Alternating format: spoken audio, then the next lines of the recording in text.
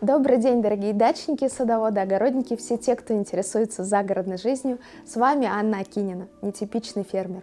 В прошлый раз мы открыли с вами сезон наших программ и говорили про суперфуд 21 века – микрозелень. И я не устану повторять, насколько микрозелень прекрасна. Я хочу, чтобы микрозелень была в каждом доме, и каждый зритель попробовал эту культуру. Эти маленькие росточки совершили настоящую революцию на рынке растениеводства. Они появились везде, даже в обычных супермаркетах. Появились специальные фермы по выращиванию микрозелени. Каждый уважающий себя шеф-повар добавляет микрозелень в свои блюда. И, конечно, микрозелень обросла множеством мифов в выращивании и потреблении. Сейчас вместе с вами мы попробуем во всем этом разобраться. Итак, мифы и реальности микрозелени – тема новой программы «Жизнь с нетипичным фермером».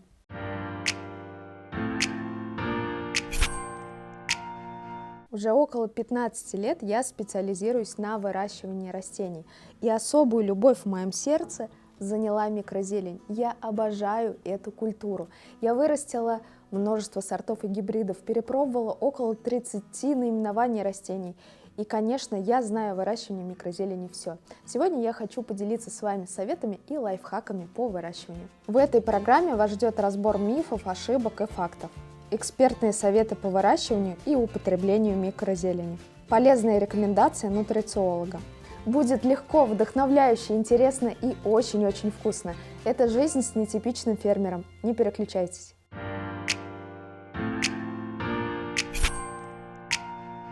Виды микрозелени очень разнообразны. Вы можете видеть, сколько цветов микрозелени присутствует только на моем столе. Один из самых первых и популярных наборов микрозелени появился в Калифорнии, и назывался он «Радужный микс». И такое разнообразие цветов очень часто вводит людей в заблуждение. Многие считают, что микрозелень съедобна вся и любая, главное, чтобы доросла до стадии семидольных листочков. К сожалению, не все растения съедобны в стадии микрозелени, и это главный миф про микрозелень. Некоторая микрозелень может стать для вас смертельно опасной. Точно не рекомендую использовать в пищу посленовые культуры. Посленовые культуры содержат опасный солонин, поэтому будьте осторожны. Также я не рекомендую употреблять в пищу тыкву и фасоль, они имеют горький неприятный вкус. Но я точно знаю, что микрозелень может вас удивить своим вкусом. Вот, например, амарант. Мало того, что он очень красивый, он имеет насыщенный свекольный вкус. А вот чтобы подобрать микрозелень не только по вкусовым качествам, но и по пользе, мы с вами обратимся за советом к нутрициологу. И в этом нам поможет наша специальная рубрика «Агрогость».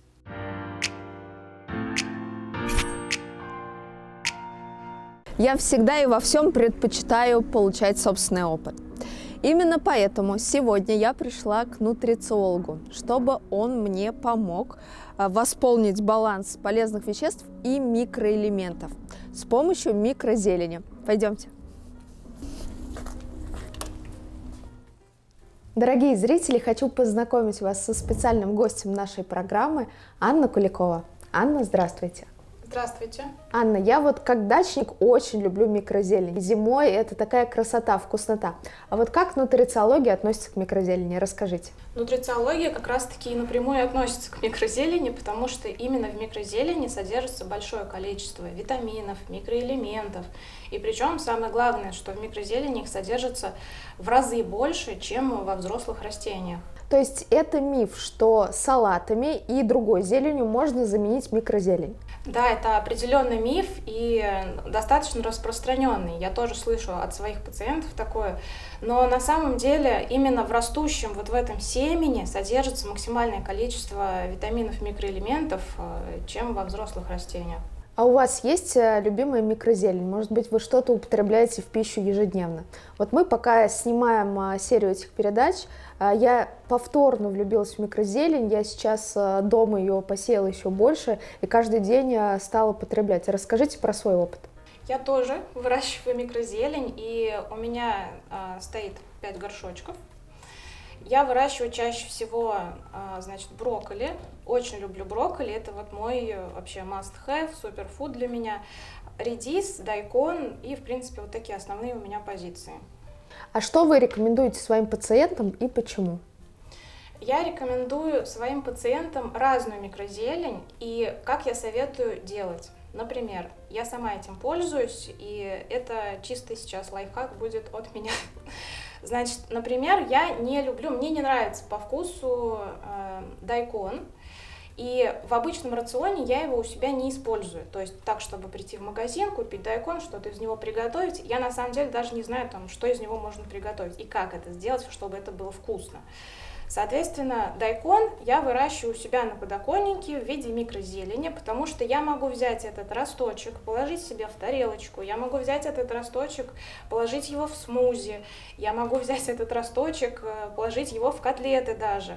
И таким образом я закрою какой-то определенный дефицит у себя в рационе, и я введу этот продукт у себя в рацион. То есть, по сути, тот же дайкон у меня есть, но этот дайкон, он будет еще более обогащен различными витаминами и микроэлементами. А сколько вообще взрослому человеку грамм в день нужно скушать микрозелени, чтобы был эффект и был толк? Эффект и толк, средняя суточная такая норма потребления 30-50 грамм. То есть это совсем немного? Это немного, и это можно съесть и за раз, и в течение дня распределить. Анна, а какие микроэлементы можно поддерживать с помощью микрозелени? Как мы уже и сказали ранее, что микрозелень – это настоящий суперфуд, поэтому в микрозелени есть практически все витамины, микроэлементы. И если регулярно это все будет в рационе, то вполне нормальный уровень витаминов, микроэлементов в своем организме за счет микрозелени можно поддерживать. Но единственное, витамин В12 все-таки лучше из животных источников брать. А, кстати, бывают ли какие-то противопоказания, что некоторые культуры нельзя некоторым людям или организмам? Как таковых, конечно, противопоказаний нет, вот чтобы строго-настрого микрозелень запретить, нет. Такого нет. Единственное, что, например, если у человека проблемы с почками и в моче выявляются оксалаты, в этом случае просто в целом со всей зеленью нужно быть осторожным и из рациона по максимуму брать продукты, которые содержат оксалаты.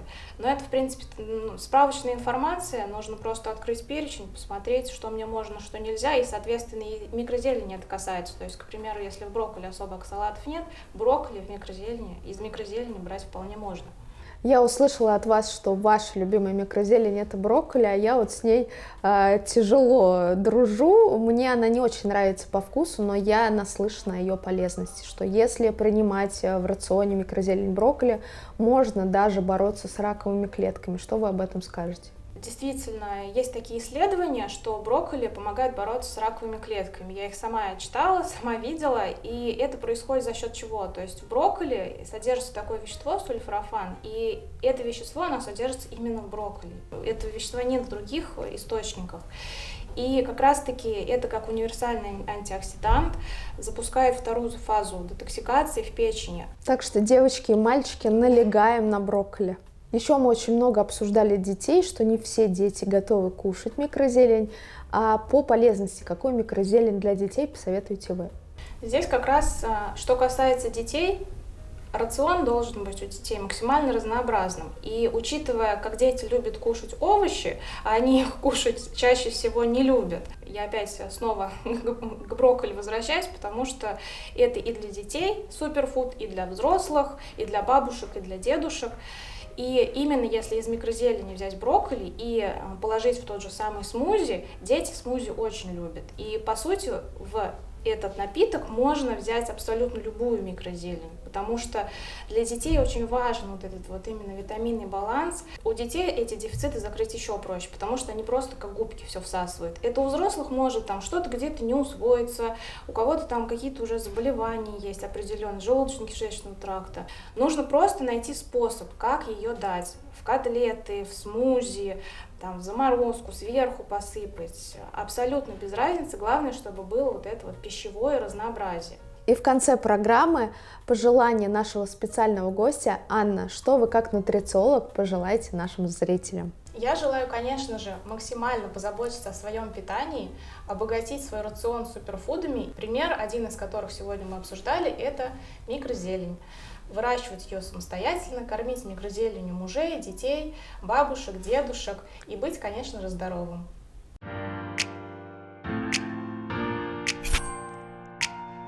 Мы с нутрициологом подобрали мне рацион, который содержит много питательных веществ. Я думаю, этот рацион обязательно мне поможет привести свое здоровье в норму.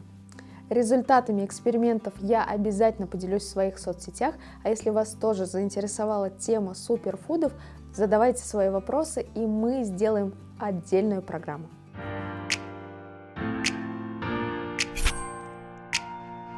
Еще один миф выращивания микрозелени, что ее можно вырастить один раз, срезать и все, больше никуда она не подойдет. Я сегодня расскажу вам про микрозелень, которую можно пересадить вот в такой большой горшок и доращивать как взрослое растение. Вы же наверняка любите сладкий, хрустящий горох в своей грядке. Вот и микрозелень гороха вы тоже можете пересадить в большое кашпо, летом выращивать просто на подоконнике, либо в своем огороде, а зимой поставить под фитолампу, и ваши детки точно порадуются. Также такие культуры, как настурция, амарант, отлично подойдут для пересаживания. А вот базилик мы чаще выращиваем как не микрозелень, а именно взрослые культуры. Вот если вы садите микрозелень, вы знаете, куда девать остатки. Но не забывайте его прищипывать, тогда он будет куститься, и можно кушать его абсолютно всю зиму. Ну что, давайте меньше разговаривать и займемся уже делом. Для выращивания горошка нам понадобится, конечно, питательный грунт, обязательно дренаж. В качестве разрыхлителя я буду использовать вермикулит. На дно горшка высыпаем дренаж. Никогда не забывайте про дренаж, слой 2-3 сантиметра. Вы знаете, что в любой грунт я всегда добавляю питание и, конечно же, разрыхлителя. Я очень люблю вермикулит, он удерживает влагу, борется с корневыми гнилями. Не утрамбовываем. Корневая система тоже должна получать аэрацию. Теперь вот такой слегка уплотненный грунт мы проливаем водой. Хорошенько увлажняем грунт. Не нужно переливать. Если вы можете заметить, то корневая система у горошка очень большая. Она быстро пронизывает коврик, грунт, неважно, какой субстрат мы используем. Если вдруг повредится корневая система, ничего страшного. Мы вынимаем, посмотрите, одно растение, корневая система какая большая. На этот объем грунта я буду использовать 3 растения. Здесь у меня 2,6 литра. Я думаю, будет достаточно. Тем более мы добавили с вами подкормки. Теперь в грунте нам необходимо сделать углубление. Я буду использовать обычный маркер. Можно карандашик, либо ручку. А если мы оторвали корешки, то прищипка стимулирует рост дополнительных корневых побегов, и это только благоприятно скажется на наших растюхах. Друзья, и не переживайте, если вы повредили верхушку растения, например, срезали ее. Горох отлично даст боковые побеги, и плодов будет в 2 раза больше, чем если бы это был один стебель.